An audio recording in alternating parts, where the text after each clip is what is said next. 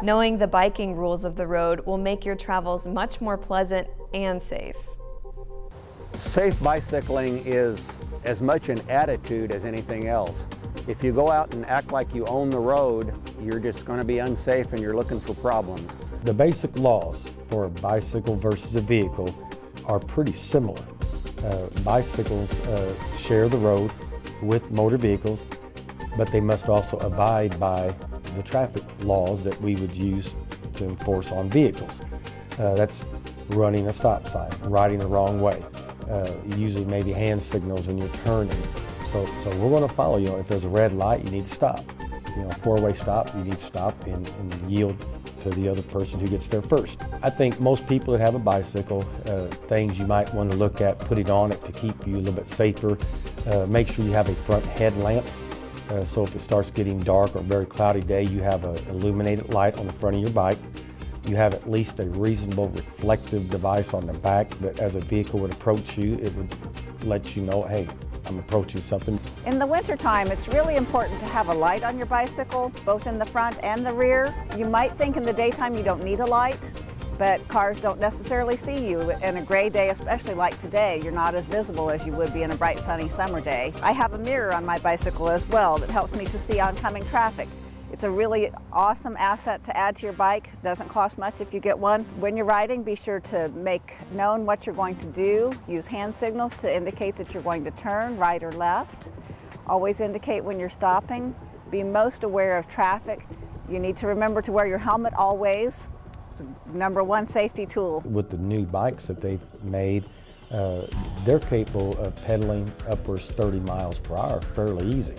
And there's a lot of bicycles to get out there and do that. So they're out on the road. So if you're riding at 30 miles an hour and you crash, you're going to suffer an injury. So people need to know that. So how are you going to prepare yourself for a crash? Are you going to wear a helmet? We don't have a law in the state of Indiana that says a bicyclist should wear a helmet, but common sense might tell you if you're going to be riding your bicycle at speeds at or near 30 miles an hour, you might want to get a properly fitted helmet. When I pick a helmet, I make sure that it's been approved by the CPSC. That sets safety standards for the quality of the helmet. Secondly, I make sure that it fits. That's the most important thing. A helmet that's falling off your head if you go down is not doing you one bit of good. Winter riding differs from summer riding in a couple of different ways.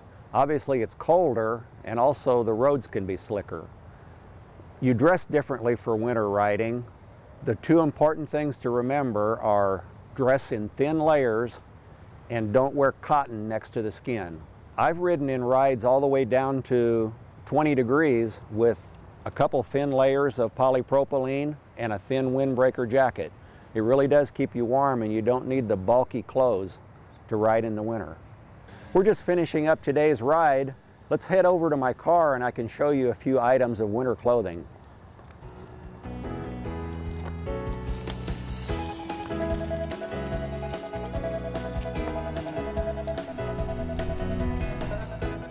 We're back. Nice ride, Diane. That was fun. I want to talk a little about winter clothing. We mentioned earlier about polypropylene. The first layer that I put on top when I'm getting ready for a ride in the winter is always polypropylene. Another good choice for a base layer on top is this one, which has a zipper. The added convenience is that once you get hot on a ride, you can actually unzip it and let some air in. When it gets down to about 30 or 25, then you need to go to a jacket that has a lining in it, like this one. Whatever you wear on your outside layer, though, you want to make sure that it's bright colored. This jacket has some yellow on it. Another good choice is a jacket that is very bright, almost neon yellow. You want to make sure people can see you. Then the base layer below the waist, again, is polypropylene next to the skin. I use something like this on a cold winter day, and this would keep me warm down to about 30 degrees probably. It's too hard to control a bicycle in big ski gloves or mittens, so we wear 2 layers or more of thinner gloves so that we can still control our bike. On the head, that needs to stay warm. We have jackets that have collars that keep your neck fairly warm, but one thing that keeps your head warm is called a balaclava. Diane is showing what that looks like. Now, you don't want to put this on and walk into a store. But it does keep your head warm on a bike ride. And you just put that on, like she's doing. She can pull it down to let some air around her face or pull it up right up under the nose. Then the helmet. On the feet, you wear multiple pairs of socks. Wool is a good choice for the outer layer of socks. You can wear polypropylene socks on the inside, then a nice warm pair of wool socks on the outside. We even have booties that we put on that shed water and keep your feet warm, and they go on over the cycling shoes.